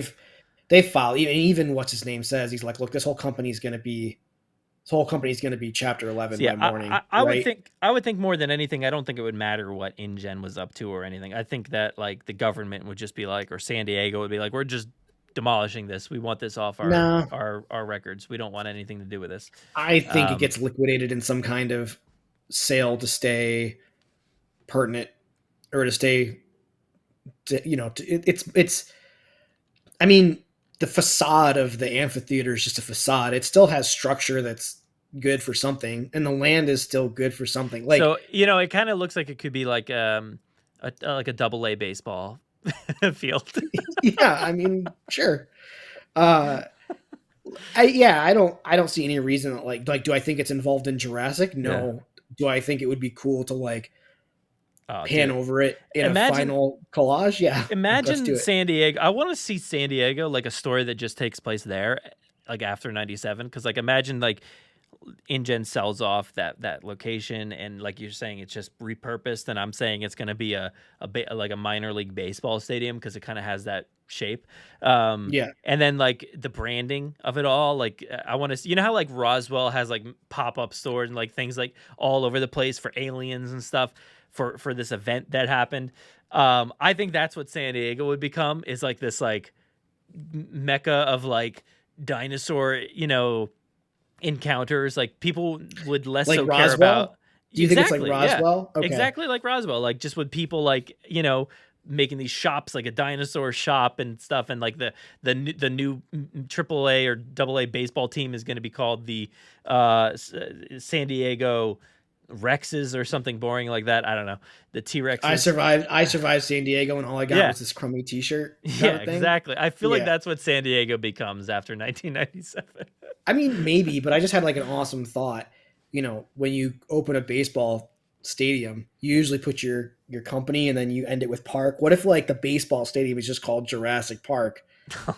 Well, I mean, isn't that what they call the one in Toronto? Isn't that what you should know? No, maybe. I forget. It always is trending on Twitter, and I'm like, oh, Jurassic Park's trending, and then it's just a bunch of Toronto Raptors fans talking about Yeah, they call it. stadium. They do. They might call it the park or the arena or whatever it is. Yeah, I don't know. It's not. I don't think it's like an official name, but it's just like what I guess people call it or whatever. Well, because the Toronto Raptors were named because Raptors were so popular. Yeah. It was like SEO before the internet was like a thing. It was like, oh man, if you call your team the Raptors, people, it's gonna be cool, man. All right, so let's wrap that up. I have nothing else, no other characters or places or anything like that. Do you want to move on to a little bit of Jurassic June real quick before we head out? Yeah, let's do it. Well, actually, we mentioned Camp Cretaceous and how that gets no mention or anything like that. Let me ask you real quick, what were your final thoughts on season 4 before we get into the June thing? I don't like. To be honest with you, I was so just into the series by the end. I don't really even know if I remember season 4's like ending point. It's whatever. It was Daniel showed up at the end of season 4, Kenji's dad on the island. Oh, Dilophosaurs. Really? Oh my god. What season did you watch? Kenji's dad? Do I have to This is the season where they mind control dinosaurs with drones, right? Yeah. I mean, kind of, yeah. Wait, Kenji's dad shows up? Yes. Not Darius's brother? Not yet, no. He's kind of in the trailer for season 5. Dude, I do not remember this. This goes to show you like how much it was literally the end of literally the last words spoken was like dad or whatever. So didn't watch the final moment, so we'll come back to that next time. Oh my gosh, no, He's got to rewatch. He's got to rewatch season 4. So my issue with season 4, it really is just like this villain more than any other villain was like a bully 12-year-old. Like it was just awful. Like the fact that like Darius could play to this guy's like ego. Like this guy wasn't an adult, which really bothered me. Like the hunters that we got in season 2, they were at least like, I felt like they were adult bad guys. Yeah. Right? Like they were bad guys plus they were adults, and I felt like their train of thought, the logic in there made sense to me coming from an adult mind. Whereas like, this guy, Darius, oh, you're just afraid to play me because you're afraid I'll beat you. And then like he like cringes and then like, all right, I'll play you in this video game. And then like, how many times is like, are they going to play up the joke of like, or the mechanic? I don't know what you even call it, but like you as the viewer, you're like, oh, he's on to Darius because he's like mad. And then he goes, okay, let's see. Like, and it's like, dude, how many times? Like they do it like 5 episodes in a row where like you think the bad guy catches on to what's going on and then doesn't. And I was like, all right, I get that like a kid probably doesn't have the memory to like remember that happened in the last episode, but I do. So can you use it less? Yeah, I don't know. Obviously I'll watch the last season because they're marketing it as the last season. I'm so far removed from being a teenager that like I remember being into like girls when I was that age, but like I have no concept of like what it's like to be into a girl with like the internet when the internet is a thing, or she's like an internet star or something like this is just okay. I This don't think is you have to sympathize with it that directly. I just could not. Yeah, I was having a hard I can get time. it. I can get it. I was having It's a tough. hard time. I've come around on it, so I'm definitely more into it. But yeah, I'm definitely interested in seeing what happens next. But all right, so let's move into June because that comes in July. We'll skip it. We'll get to that in July. Um, Okay. I have nothing. I don't know. The movie's coming out in June. Outside of that, I I'm gonna be so burnt out that I don't know what I can possibly consume. We do know that there's a Evolution 2 DLC coming at some point. I have no Yeah. information on that whatsoever. So I'm assuming June. I mean, no, have you not seen the trailer for it? No, I did not watch it, dude. I haven't watched. I Oh, haven't taken in anything. I don't care at this point in time. well, I have to ask you, did you ever boot up Evolution 2 on your PS5? No, I have not. Man, bro, I'm waiting for you to boot that thing up so that I I can buy it haven't. on Xbox. I'm so sorry.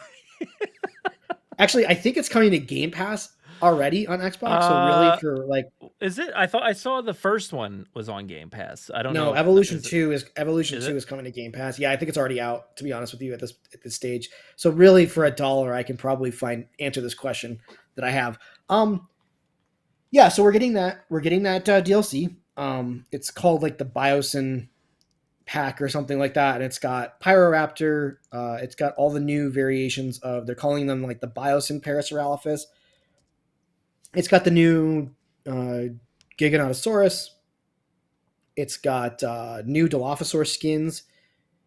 It's got, I mean, anything that we've seen in the trailer like is there. Like, oh, the Dimetrodon is there, which is like, I don't think we've seen that in the trailer, but they just straight up. This is what bums me out.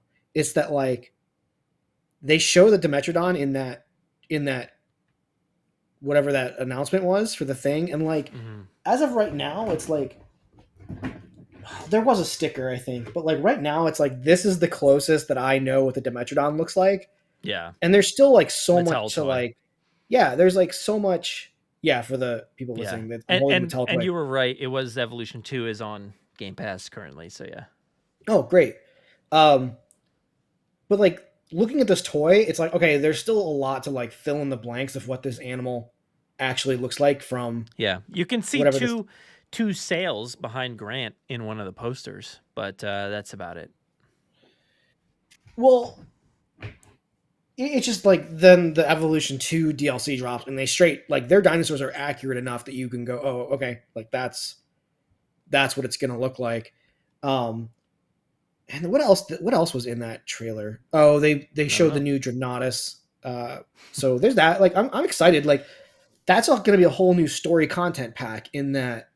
It's got to be. I would imagine. I didn't see that in the thing. They just kind of showed off the new dinos, but like, there's a straight spot on the story what if section uh for Dominion, like as a blank spot. So like, I'm sure they're gonna fill in some sort of story DLC there.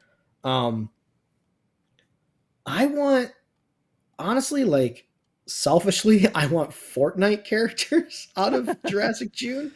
Yeah. Uh, and I have a theory, and I actually Googled it, and like this, it's just another Fortnite article, which are usually written by 12-year-olds. So you have to take what they say with a grain of salt. But like, everything in Fortnite has introduced so many things that are like Jurassic World ish. Like they did a gyrosphere like 2 or 3 years ago. Uh, just last Huh. season, they had this behemoth thing walking around the island that like you could like feed and pet and shoot if you wanted to like make it mad or something. And like they had that walking around. Uh they've had sets that look like the Indominus Rex paddock. So like I Hmm. guess what I'm trying to say is like they've done all these things. It's a game about an island. Oh, they've had raptors in the game like that hunt you and Oh, attack really? you. Yeah, Let like me tell you this. The other day, I booted up Fortnite for the first time on my PS5. I've okay. never played this game before, um, and I won my first, literally the first game I played. I Well, was what did you like, play? I played solos. I played no build, and I won. I got I was like, how did I do this so quickly? Good job, man. Well, so I was happy about that. Would I be bursting your bubble to tell you that that at one point you would not have won, but then they did like kind of level it to like you are paired up now with people of your skill level, which I figured I was. You were burst paired any up with bubbles people there. that don't play. I know. So at least I felt good about that. So I was like, you know what? We're all starting on the same playing field, and I won. if there's a Jurassic World crossover, will you play Fortnite with me? Oh, absolutely, absolutely. Okay. I was 100% in on the Call of Duty Godzilla crossover thing. I don't know if you got a chance to take a look at that, but that was incredible. That was so cool to have Godzilla and Kong in your match, and they were big, scary, terrifying. It was really, really cool. I mean, selfishly, like I said, I want Fortnite, but I would like to see them cross over into those other properties that people play. Like, you know, I totally know. It's when I play Fortnite, it's me, my wife, and like a bunch of 10-year-olds, like 100%. We're playing Fortnite with the kids. But like there's something fun about, and you got to be careful because with Fortnite, especially if they do Jurassic, it just depends. Like they've done an entire season of Marvel where you unlock Marvel characters through the whole season. But then they've done things like this season where like level 100 is just Doctor Strange. That's it. You know, and then you got to play for 20 hours to unlock Doctor Strange. So like, we'll see what they do. I'm going to get too hooked on that, I think, because I actually stopped that one game. I was like, you know what? I did it. I stopped. I'm like, I beat the Fortnite. I won. I played the one game and I'm like, should I keep going or just turn it off and be done? I'm like, I think I'd turn it off. I'm done. So we'll see. When you buy the battle pass for like $10, there's so much content. It's like, because what you did was like, I want to be basically the first to I want to be the last man standing, right? Like that's that's the core base of the game. Once you unlock the battle pass, you're playing that game, but in the meantime, you're also running around the map. So what it does is all the missions do things to expose you in ways. So it's like, you know, I did a mission where it's like, hey, you have to go inside this like mountain, this mountain base, and you have to like find like 3 computers, and you have to like collect things at these 3 computers. Well, the problem is the mountain base is like a guaranteed, like something's gonna get you in the mountain base, right? Yeah. So like the game has a way, the battle pass has a way of making like, because what people do if they're not doing that, it's like, well, I'm just gonna hide in a bush for 20 minutes and then wait to be the last guy. That's how I used to play it originally. But once the battle pass gets you moving around the map to gain XP so that you can get to, you know, Spider-Man at the end, like that's when the game becomes fun, when it becomes like not only a last man standing, but a check the boxes. That's what happened with Godzilla and Kong. There was, you know, to unlock the one thing, you had to complete 8 different tasks. And I ended up doing that by the end. And I was like, yes, I got the thing that I don't care to actually have. But I got the thing. And that was fun. It's fun. I do love that stuff. And I would like to see that Jurassic crossover there. I think that could be interesting and fun. And I laughed about it initially a few weeks ago on a stream about Alan Grant being in Fortnite. I thought that was the funniest thing I've maybe ever heard. But it would be hilarious. Obi-Wan is in there. And I'm like, I kind of want to play as him.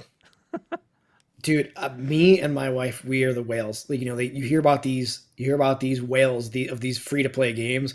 We're definitely one of them for this game. And like, it's like, does Obi-Wan carry around some kind of automatic rifle? No, but he does in Fortnite, and it's a lot of fun. I think all the base to make a Jurassic Park season is there, and this current season that we're on ends like a week before the official release of Dominion.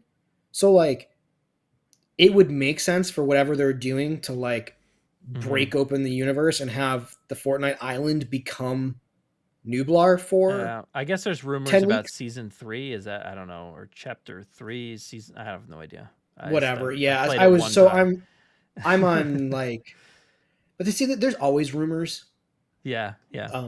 You can literally Google Fortnite and then put a franchise in there. Yeah. Are there any rumors of me and you being characters in that game? Oh my gosh, there might be. But like Disney is hardcore into Fortnite. like they have like almost the entirety of the MCU lineup in there. They might Yeah. not look like MCU characters, but they're all in there. Almost anybody that's important in Star Wars is in there. Every Fox like 80s action hero, which I guess now is Disney, is in Fortnite. Like, Yeah. you can you can play as the alien. You can play as the Terminator. These are all things that you can collect. But if they do Jurassic, maybe we get some more Universal properties in there. I think I'd like that. Yeah, I'd be down for it. Is there anything? So in June, I'm going to be seeing, I have my tickets for the 9th, right? For June 9th. And I have my tickets actually for the IMAX screening in New York City, which actually has Colin, Jeff Goldblum, Bryce Dallas Howard, DeWanda Wise, and I think Emily Carmichael. So they're going to be sitting right in front of me. I got ticket for front row, so I'm going to just like how'd you do this without being a press? I just bought it. I just went on AMC.com or my app and just bought a ticket. They didn't awesome. sell out instantaneously. I actually I saw it like the tickets were released and I'm like, I'm never going to get one. And then I waited a few hours and then I went on the website. I'm like, let me just look. And there was plenty of tickets available. So I just got one. So, it's kind of I feel like it was a confusing release because it's streaming all around the country.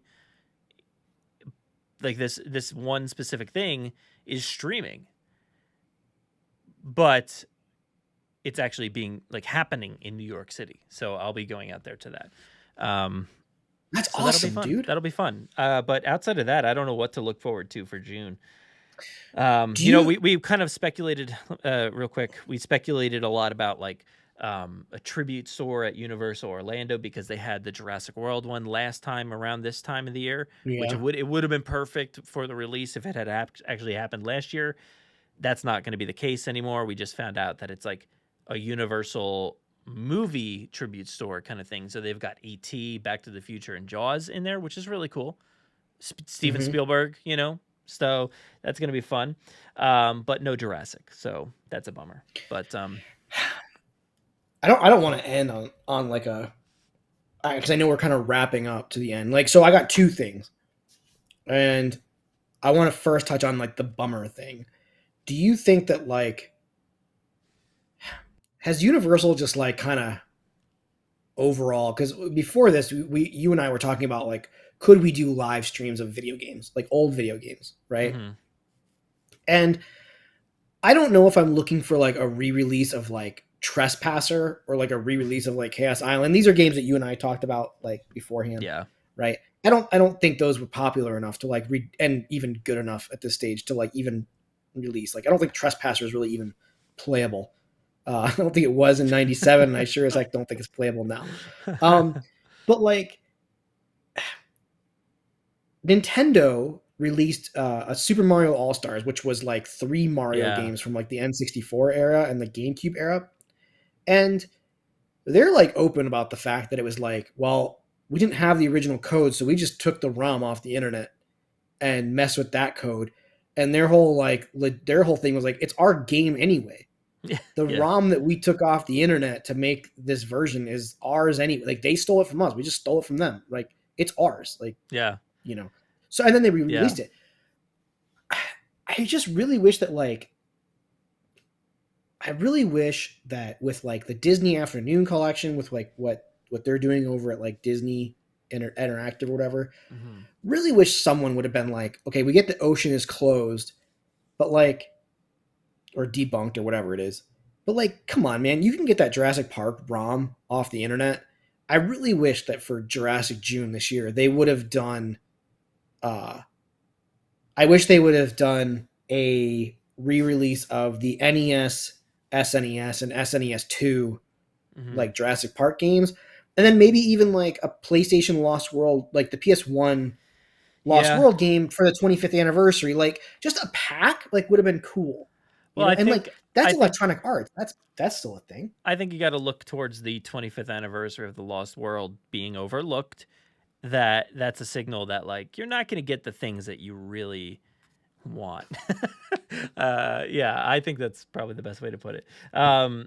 I think that they are, laser focused right now on Dominion. one, like Dominion, but even not like just Dominion. I don't like, because I feel like we got more stuff last time around. I feel like there was more discussion around all kinds of different things, whether it was books. Like I haven't been sent anything about the Maisie books. I don't know anything about them outside of the press release out there. So there's no focus on that. I even reached out to the publisher. I heard nothing.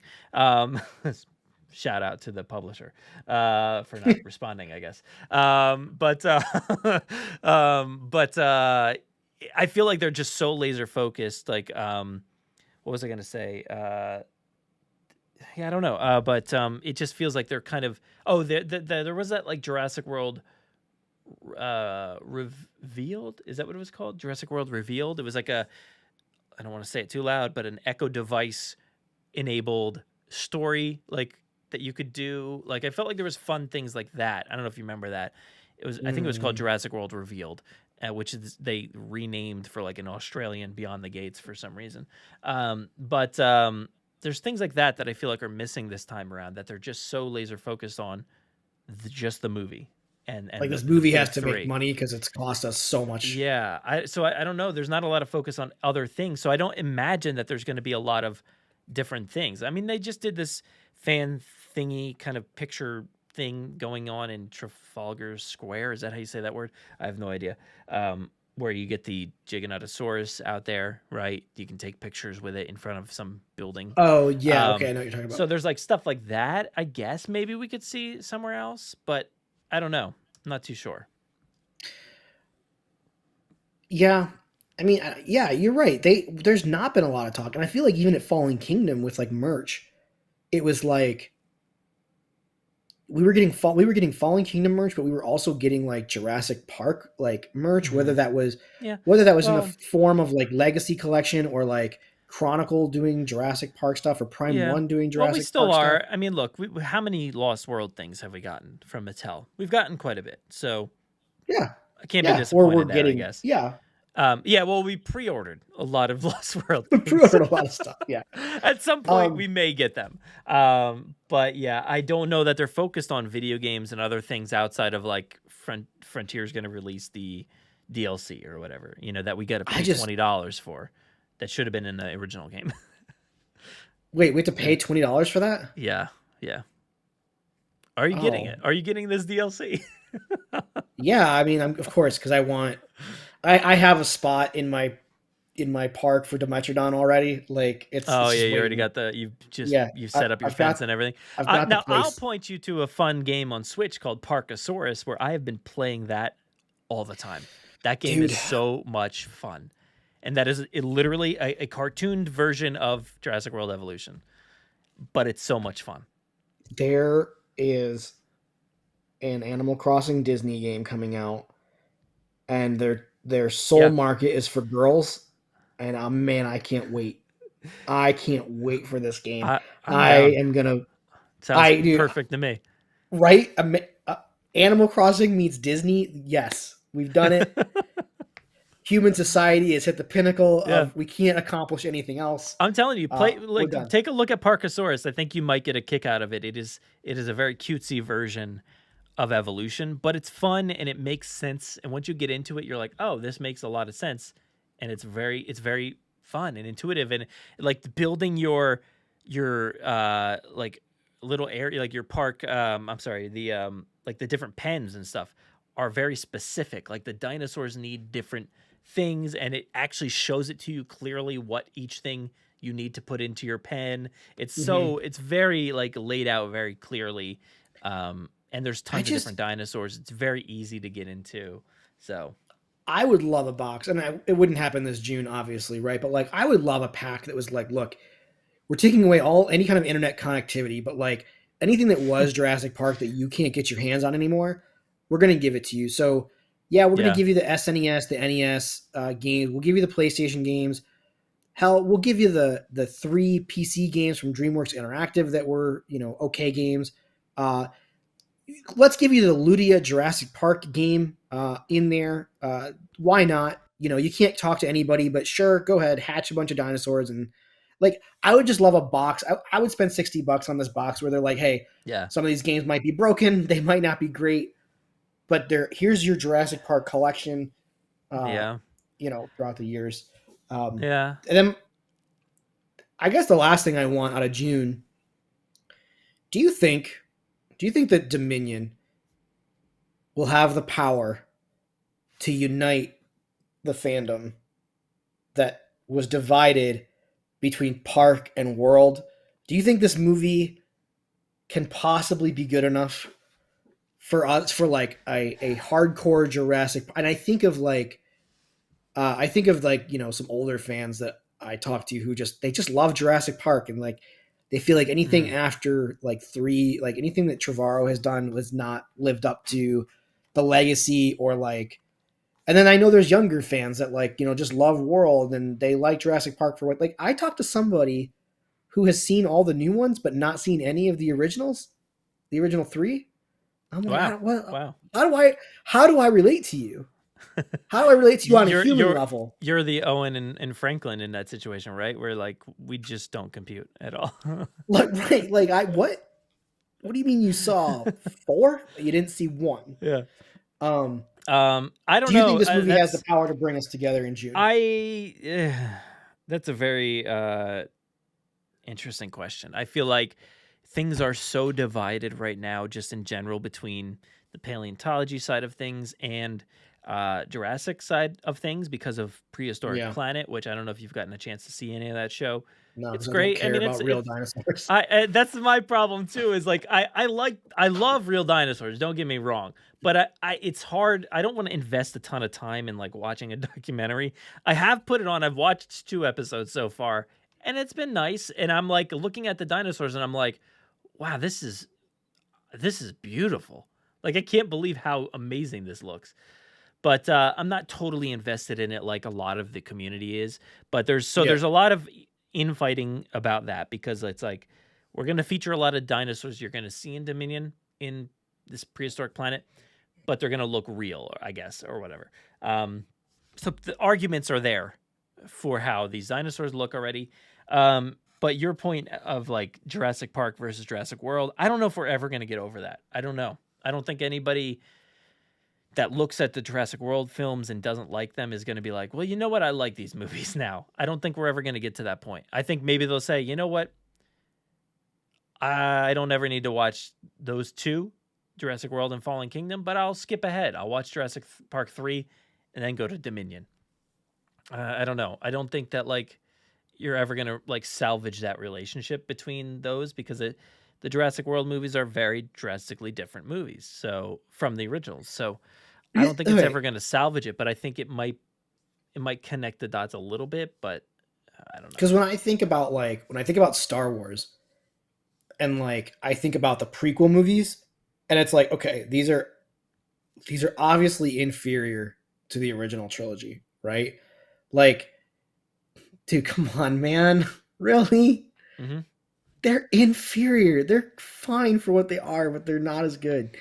You're wrong. But like, there are things. Oh, I can't even have this conversation. I can't relate to you on a human level, Brad. Like, So, but like, when I play things like Fallen Order, and I'm watching Obi-Wan Kenobi, and it's like, man, like there are a lot of fun elements to this thing. And I just had the same thing about Camp Cretaceous. Like, there are elements that like I just love. Like, I think Ewan McGregor is I think he's just such a great actor that like, whether or not I think his character was a little uneven in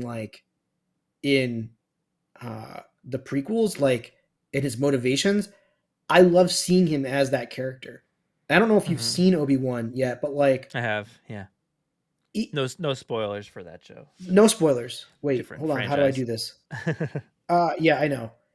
I just think it's so good, and like it's doing things that like where I'm just like, oh yeah, I totally forgot that this was like an aspect of this character, and they're doing something with it. That's cool. Like, like I don't know. So it is. I hope that I guess kind of what I'm saying is I hope Dominion does what Obi-Wan Kenobi and Fallen Order do for me as what they do for me as far as like the prequels. Like I hope they go like, okay, like yeah, like maybe you didn't love Jurassic World and Fallen Kingdom, but like, can we salvage the best of it and make it a cool Jurassic Park movie? Yeah, I mean, like, it's possible, I guess, but I would say, like, for me, the prequels, I really enjoy the prequels a lot.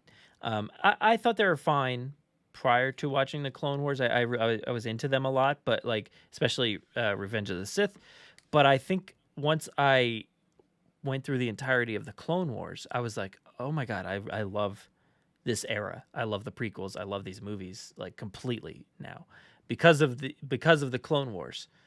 And then, also Rebels and now Obi-Wan and Fallen Order, stuff like that. So I'm, a huge fan of that era. But it was like the Clone Wars were like 20 something episodes, 30 minutes each, 7 seasons. And Fallen Order is what, 20 hours. I don't know how long it was to go through that game. 10 hours. Yeah, like probably 20 hours. Yeah, maybe 15, 20 hours. Yeah. So like 2.5 hours of Dominion. I don't know if it's going to connect the same dots and make people view the other movies in a different light. Like we've said, there's so much to already do in the current timeline. I don't know that they can also make you like 2 other movies. Yeah. Like, I'm not even saying World and Fallen Kingdom are bad. Like it's no. But you're right though that there is a disconnect between some original fans and some sequel fans. It's just like it was like with the prequel and sequels of the Star Wars stuff. But I do think there are things that could like make a movie better. Make like Jurassic Park 3 better if you just threw in one line to like make a certain aspect better. I think there is the element of that possibility there. So we'll see. But I don't know. I don't know that it will fully make people like the 2 movies. I'm not saying they're bad. I'm saying there's a definite divide amongst fans. Like no, I'm not saying that you're saying that. I just think that, those who dislike the Jurassic World movies, I don't think you're going to change their mind. So that's my theory. But that's fair. Can we all just unite in Jurassic June and have fun? That's what I really want. We'll see. I think this ended up turning into a Wire more so than we originally thought. But here we are 2 hours later. And yeah. So well, this was supposed to be an hour, so I'm okay if we wrap. So where can everybody find you online as we head out of here? You could find me at Aaron Beyer on Twitter. Yeah, I don't know. Don't find me. I don't interact. He has his handle up on the screen, but like doesn't know if that's an actual thing. You can find him. I mean, you can find me there, but like honestly, I'm not checking in anymore. Like, especially this month because I don't want the right now. Yeah, it's kind of tough to check in and I would say be a part of discussions. I would say the most exciting thing to look forward from me is my eBay store. Because I have a room full of stuff that is you got a lot of junk to sell. It's gonna get thinned out, as we were to say. But yeah. So yeah, I don't know, man. I feel like this was a very lackluster, like we're just ready. I think you and I are ready. We're ready.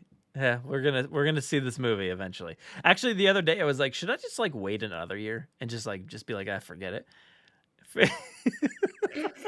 Can you imagine? Waited this long already. Should I just say like, whatever?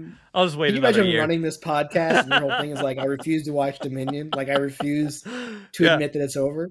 Yeah. I was like, should I extend this more than it needs to be, or should I just be like, let's watch it now? I know of a guy. I don't know this person, but I know of this person. Of a person who refuses to read or watch Deathly Hallows because they refuse to admit that Harry Potter is over.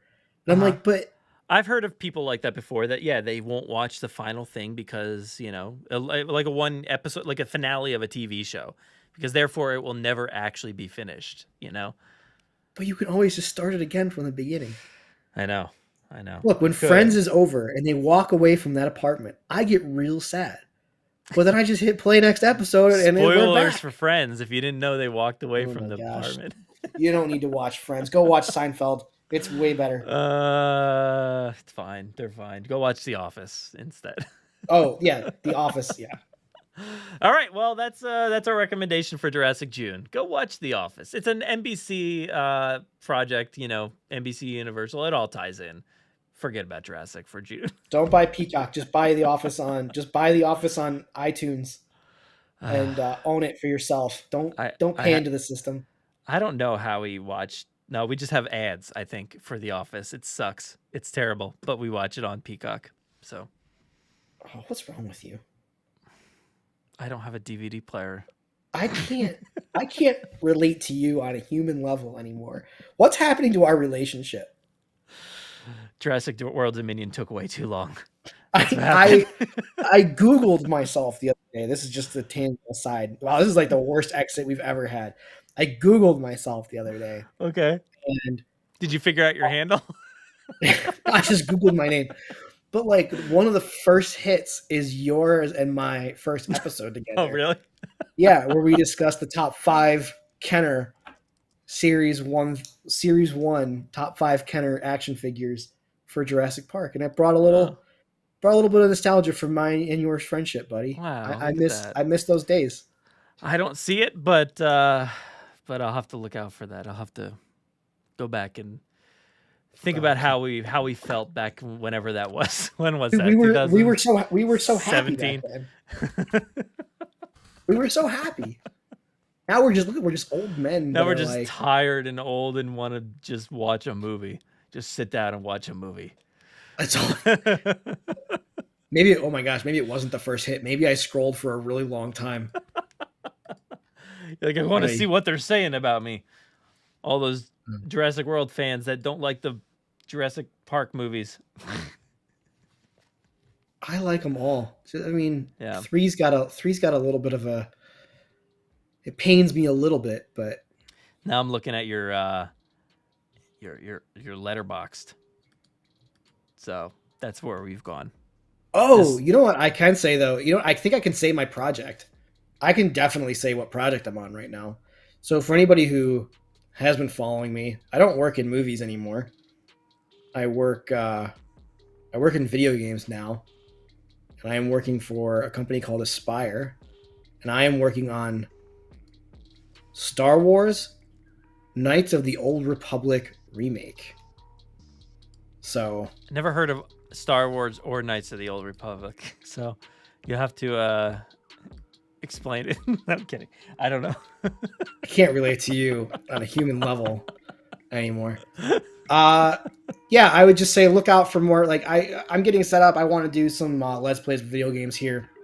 I do have all those games I was talking about. I do have the SNES Jurassic Park games. I've got Game Boy games with me. I've got Chaos Island. I've got Trespasser. I've got Operation Genesis, and they all work now.